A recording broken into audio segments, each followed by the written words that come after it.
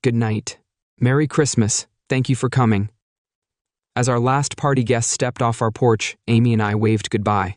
Every year, we threw a holiday party for our neighbors. It started with just 4 couples and has grown steadily over the years. This year, there were over 35. About a third of the attendees didn't live in our neighborhood.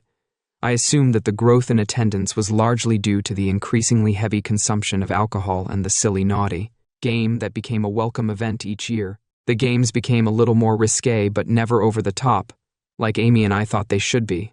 The guests were between 25 and 35 years old, and most had a couple of kids, so it wasn't exactly the wild and crazy group you might have hung out with in college. They were just good, hardworking young parents who needed to let their hair down for one night a year. The neighborhood ladies always brought more food. I pushed into his chest and he broke the kiss. He kissed me, but he kept his hands on me. I pushed him away, and we pulled away from each other. I growled at him and asked what he was doing. He smirked and said, "Oh, please. I know the plan was just a ruse to lure me here. Well, now we're here, so let's get down to business." As he spoke, Ron pulled his pants down, and his hard apparatus was sticking out in front of him. The stupid bastard had already put on a condom. I leaned over and I quickly took off my heel and threw it at him, hitting him in the chest. He flinched and looked up at me, finally seeing my outraged face. He then just turned and ran into the bathroom. He must have thrown the condom, flushed the water, and tossed the foil in the trash while he was in there. I had no idea that guy would do something like that.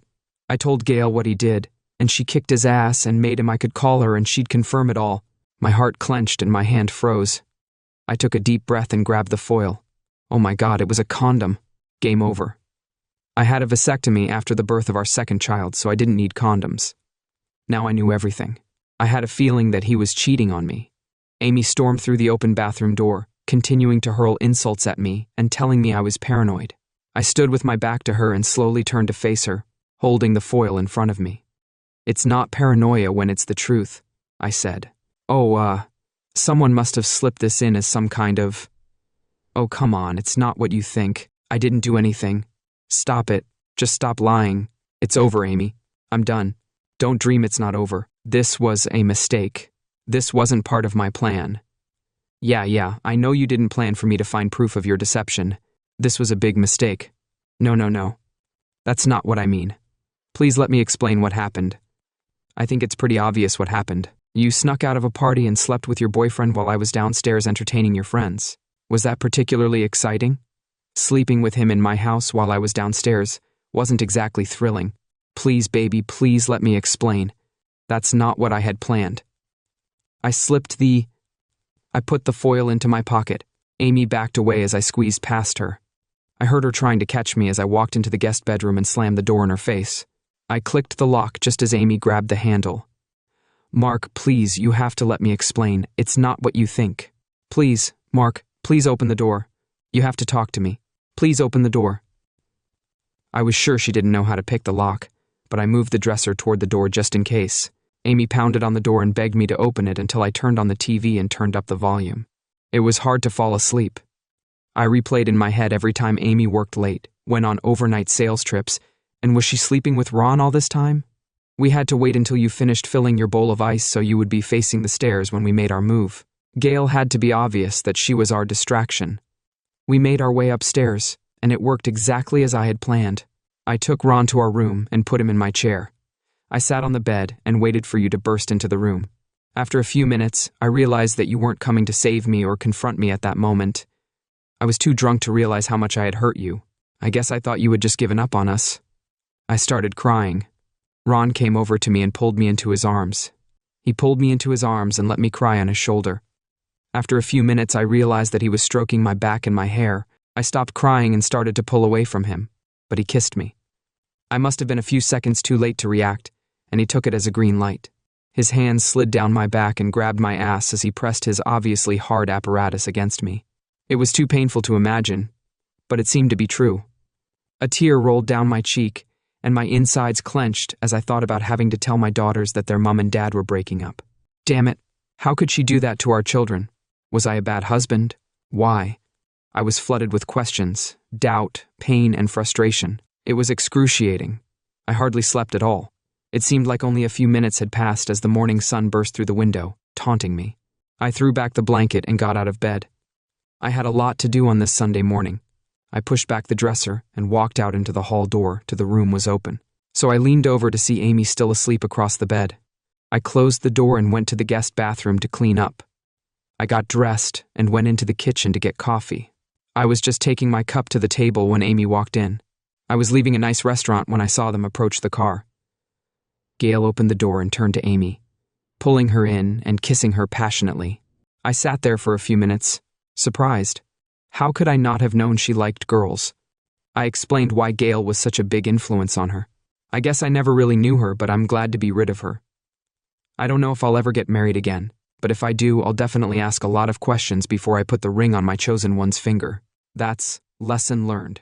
I thought it was a good idea to invite the workers to our neighborhood party because I like them, and I thought it would be fun to invite them here. They all had fun and got along well with everyone else. What's the problem here? Amy, you know how I feel about your relationship with this guy and you invited him into my house. It's my house too, Mark. I can invite whoever I want to my party. I don't need your permission. So you think it's okay to embarrass me by flaunting your boyfriend at my house in front of your colleagues? I know you saw my colleague, and I know you saw Ron. You think I didn't see? I told you 50 times Ron is not my boyfriend. Nobody smirked at you. It's just your jealousy, and I'm sick of it. You think no one saw you sneaking upstairs with him? What were you doing? Amy, why did you have to be upstairs? You know, you're really starting to come across as a bit of a... When you're alone with Mr. Wonderful. He tied it off before releasing the water, but the trapped air bubble kept him on the water. I got up in the middle of the night to go pee and found him floating in it. Oh my God. Amy Saint stared at me with her mouth hanging open. It seems that when I didn't fall for your little trap, you were so annoyed that when the guy waved his condom machine in front of you, you decided to teach me a lesson by actually sleeping with him in our bed. Then, after you slept with him, you realized I couldn't find out about it, so you kicked him out. I left the house and later called Gail. I told her what had happened and she filled me in on the rest of the story. I figured Gail was on the phone all morning with Amy, who was probably spinning her cleaned-up version of what happened. She had no way to explain the filled condom. She seemed defeated, so I took a deep breath. I apologized and told her I'd lied to you. I said you were right when you didn't rush upstairs. I lost my temper. I appreciate your willingness to let me express my frustration, but I think it's important to go over the events of last night from the beginning. It's a bit late to explain your plans, given that I and all of our neighbors had to watch you put them into action last night. Amy quickly jumped up and ran over to my chair, pulling one side to turn me away from the table. She then settled on my chair and wrapped her arms around my neck. I'd like to explain this, please. Just give me 5 minutes, Mark. I jerked my head away. I moved away from her face and lips as she tried to kiss my cheek and plead with me. Tears streamed down her face. I was so angry I almost stood up and threw her down on her cheating ass, but I knew I could never physically hurt her, even though I deserved it, but I just couldn't do it. I took a deep breath and exhaled slowly. Okay, Amy, give me 5 minutes. I'm not moving for the next 5 minutes. I can't risk you leaving before I tell you everything. I lifted my left wrist and looked at my watch. You realized you'd lost the battle with Ron pretty quickly, so you gave me this apology, hoping I'd focus on your one mistake. You made a mistake in a huff and a little drunk. You think you can convince the father of your children to forgive for the sake of the children. I have to admit that's a pretty good strategy. You know I'm devoted to my girls and would do anything for them. So you're counting on me to be willing to sacrifice my resentment over the mistake to avoid causing heartache to my innocent children. Why wouldn't I be? You've admitted to your cruel plan to teach me a lesson by humiliating me, and you've admitted to the mistake you made in your drunken frustration when I foiled your plan. She took responsibility for her actions and apologized to me. I was so shocked, I stopped crying. Amy was silent, but I could see her mind racing as she tried to figure out how to regain control of the situation. I believe you when you told me about Ron and what happened at the party. Maybe they would make such a scene that the rest of the party would come over to see what was going on. Then my friends and neighbors could join in laughing at you, the jealous buffoon. That was your plan, wasn't it? You thought that by humiliating me in front of everyone, you would teach me to trust you and never question your loyalty to me. I wanted to make you question your loyalty to me. I just wanted you to realize how wrong you were about how you kept jumping to the wrong conclusions, and how much it hurt me when you believed those things about me. I thought our banter would be an effective way to show you how wrong you were, so when I didn't run up the stairs and burst in on you two, It ruined your fun and pissed you off so much that you needed to punish me in another way. I came up with a great way to teach you a lesson and show you who's boss." Amy went pale. "What do you mean, what lesson? What are you talking about?" She looked awful. Her eyes were puffy. Her hair she looked a mess. Her nose was red, and I think she was hungover. But damn it, she still seemed beautiful to me. My stomach clenched with another wave of pain. How could this have happened to us? "Do I have enough for a cup?" "Help yourself," I said. Pointing to the counter next to the coffee pot, stood her coffee cup. I had already poured the exact amount. She poured skim milk into the cup just like I did every morning. I didn't even realize I'd done it. She poured herself a cup of coffee, took it to the table and sat down across from me. "Mark, I messed up. I thought I was being clever. I thought it would teach you a lesson, but now I realize I messed up. I'm an idiot. I just wanted to. I'm sorry, but it just didn't work out. I didn't mean to treat you that way. You have every right to be upset with me. Thank you for giving me your permission to be angry. I appreciate that. You invited your boyfriend over to my house and then proceeded to use him, knowing that the house is full of our friends and your CO workers. Sorry, I thought you were having an affair with him. I'm now convinced that that incident was the only time you had sex with Ron. It was a stupid mistake, and I promise I will never have sexual contact with him again. Please, honey, can we just put all this behind us? I love you so much. Please, baby, please. Even if I said I was willing to forgive your attempts to humiliate me and forgive sex with another man in our marital bed, there's still the problem with everything else. What do you mean? What others? I have to admit, it took me too long to realize that as soon as I met Gail and heard all the rumors about her, I should have seen it coming. But I trusted you. Then later, when my gut kept telling me something was wrong, I thought it was Ron. I was wrong about Ron, but I had every reason to be worried about you, didn't I? I was so tired of the deception. I sighed tiredly and leaned back in my chair, shaking my head. I was so tired of the half-truths. You're obviously having a hard time. I know I made a mistake, but this divorce could hurt our girls. We need to get through this. Maybe counseling would help us. You want me to arrange that? Sign the papers, then you'll be free to live your life as you wish. The girls and I will be fine on our own. They can stay. I'll be there with you while you're traveling, and you can see the girls as often as you like. Don't expect there'll be no divorce, and I'd never let you take the girls away from me. Stop this nonsense right now. If you fight me on this, you'll regret it. I love you, Mark. Please don't make me fight you. An hour later, Gail called. I was expecting her to tell you to sign the papers. It's your only option. She signs the contract, the girl stays with me, and you keep pimping her out for your clients. You have no proof she's done anything but one time with Ron. This has nothing to do with me. Come on, you seem smarter than that. I don't need proof. I just need to make that statement very loudly and publicly. She's done it so often that I'm sure at least one of your competitors will want to spend the time and energy to get the evidence necessary to file a complaint. That'll trigger an investigation, and you certainly don't want that now, do you? You'd be destroying her just for revenge. You know the girls will suffer too if anything comes out about their mother. She'll sign the papers, or I'll go public. Make sure you're included in the training and counseling. She'll need your help to become the new woman of ease in sales at your company. You've got a lot to learn. Do you think the board of directors will have any questions for you? Get her to sign the papers and she'll listen to you. My lawyer got a week later. Amy moved into a nice apartment about 2 miles from our house. She sees the girls often and usually attends all of their school and sporting events. We rarely talk, and as far as I know, she's still using all her assets to close sales and win awards. A week ago, I saw Gail and Amy. I knew then that it was a bit silly. But up until that point, all of that had been just a charade. Ron had finally done the drugs. I raised an eyebrow. I know you've been complaining about Ron for months. You've said you don't trust him, and that you don't believe I can handle him. Even if I told you I have no sexual interest in him, you wouldn't believe me. I'll admit that he did try to hit on me, like a lot of other guys. Sometimes even some of my clients hit on me, thinking I might be willing to make a deal just to make a sale. I'm not a dog. I know what I look like, and I know guys will always try, but I always say no. Of course, I've learned to say no with a smile so as not to hurt anyone's ego, but it's always a firm no. After what seemed like the 40th or 50th time you started, I just couldn't take it anymore. I was annoyed by all the attention I was getting, so I came up with a plan and asked Ron and Gail to help me. I knew you saw me go upstairs with Ron. When did sex become so meaningless to her that she could use it as a symbolic punishment. Oh, damn it. Oh, damn it. Meaningless sex, not for love but for another purpose. She looked at me, sobbing. Gail must have taught her the fine art of negotiation, using all of her abilities. Gail, her mentor, was a woman who consistently outperformed all of her male competitors.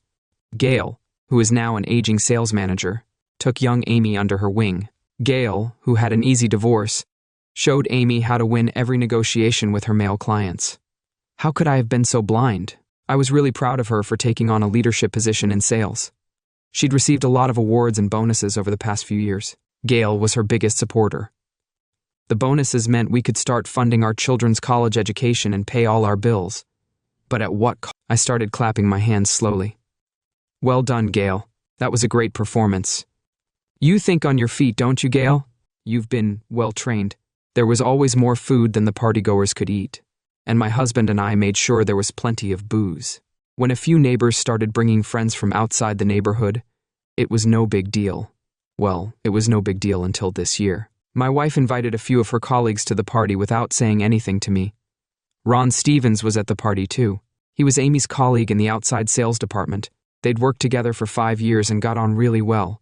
Maybe too well if I'm right. They often traveled together and went to week-long sales conferences twice a year. Ron was at one of the twice-yearly outside sales conferences just a few days before the party. There were some pretty heated conversations about him and our family. He was in my house, so I couldn't enjoy the evening. I helped Amy clean and take out the trash when I got back. She was just finishing up in the kitchen. It was time to deal with her.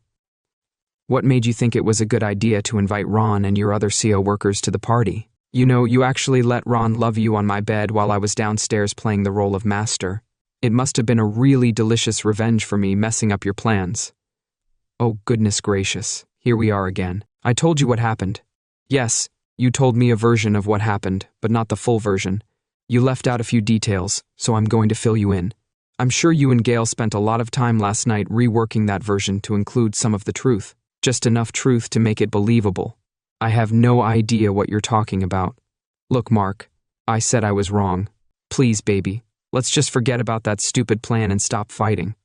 Oh, I don't think so, I said, and pulled a plastic baggie out of my pocket. This was your revenge. This is the part of your story proves that I can't trust anything you've told me. Amy looked at the bag, trying to see what was in it. I picked it up, letting it wiggle slightly in my fingers. She squinted her eyes, then she saw. I smiled, seeing the shock on her face. He really is a dumbass. We didn't sneak upstairs. He needed the bathroom, and the downstairs bathroom was occupied. I just showed him the guest bathroom. I wasn't upstairs more than a minute or two. Come on, you're getting a bit ridiculous. You disappeared for more than 30 minutes. I know because your accomplice. Gail was trying to keep me busy so I wouldn't notice you sneaking off with Ron. I saw what she was doing, so I watched the clock. You're crazy. Gail was probably just trying to be friendly. God only knows why she was trying so hard with you. I noticed that she didn't respond to the accusation of lying. She was a skilled negotiator, but apparently. I was surprised when Amy invited her boyfriend here. It was the last straw. I won't put up with your lies and disrespect anymore. I went upstairs and she kept hurling lies and insults at me. I went to the bathroom and started gathering my toiletries as I was putting my stuff in my bag. I dropped my deodorant. I bent over and had to dig through the trash to get it back and caught a flash of gold foil. I was just drunk enough to let that idiot Ron take advantage of me without thinking. I was leaning over our bed and it seemed like a good way to teach you a lesson. I know it was a stupid idea. My plan to embarrass you was stupid. Ron was stupid. I really messed up. She lowered her head and cried. I thought about what this meant for our future. Was this the end for us? Would I be able to survive a one? I was angry and frustrated, and I helped fuel that with my constant doubt. I had this gnawing feeling in my gut that something was wrong. Many months ago, I knew something had changed. Amy had changed, but I didn't know why. I didn't believe she was messing around with Ron. I didn't understand why she was willing to go to such extremes to make me see that Ron was never a threat, at least not until she led me to believe otherwise. Her anger got the better of her last night. She decided that secretly sleeping with Ron was a fitting punishment for me messing up her plan. This wasn't the Amy I married.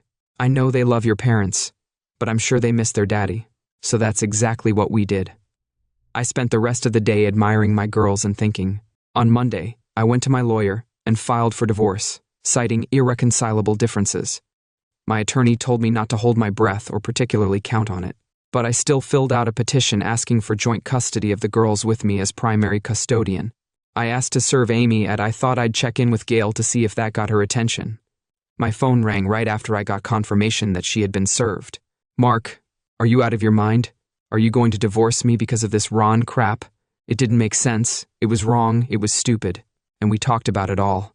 Baby, you can't do this to our girls. You love them too much.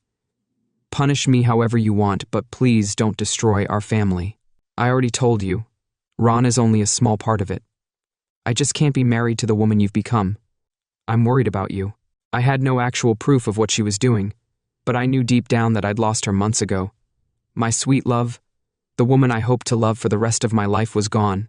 There was no doubt that Gail had shown her the path to riches and rewards, but it was Amy who decided to take that path. She chose to disregard her vows and engage in unethical behavior. Her ego and the prospect of extra cash were the driving forces. Amy, I know what you do. I know how many sales you close. I can't even begin to tell you how much it hurts me to know what you know. The look on her face was all I needed to see. It was brief, but I saw it before she could pull herself together and smile at me. Mark, I thought we'd agreed to leave this behind. I've admitted my mistake with Ron, but I have no idea what you're talking about right now. I don't. I know you think you know, but I just want to put an end to all this nonsense and get on with our lives. We need to get cleaned up and go and get your daughters. I just looked at her, got up slowly, put an arm around her and pulled her off my lap, let go of her and picked up my cup and walked over to the coffee machine to fill my cup again. She slid in next to me. Mark, please talk to me. I know you're mad about what I did, but I didn't cheat. I told you what happened. I never touched his stupid. Like most of us, he was a little drunk last night. Kissing and exposing myself was definitely not part of my plan. He's stupid. I don't want to cause any problems at work, but on Monday at the office, Gail and I will make sure he suffers for his stupidity. Oh, honey, I'm so sorry. Will you ever be able to forgive me? I studied her for a moment. So, you're saying you staged your little... You thought I'd be so angry that I'd rush into our bedroom to stop my wife from sleeping with her boyfriend on our bed. Then, when I came in and found you two just chatting, you thought I'd be so jealous that I'd laugh at you. I bet you thought Gail would lead the rest of the group in laughing at me. I saw workers up the stairs behind me, laughing at you.